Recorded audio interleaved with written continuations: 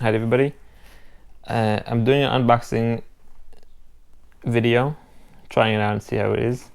I bought myself a battery charger with 2 batteries. What I did, I opened it, I got it in the store, I got it for like 300 shekels. And it's like maybe $75 or something like that. I'll pull it out.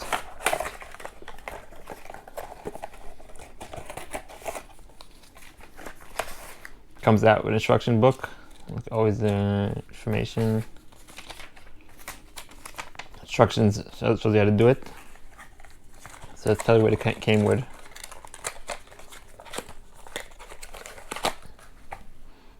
A charging cable. They attach it to an electric charger. And you put it in a Type-C. See? In here, you attach it to a charger, you attach it to your electricity, and you charge 2 batteries together. You put it in like this. You see the inside here, and the battery is this way.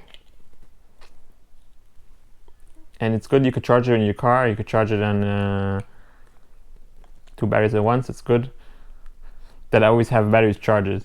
So if you want to buy yourself a charger, I'll put a link of a Amazon link, and you can just go there and buy it. Okay, have a good day. Bye.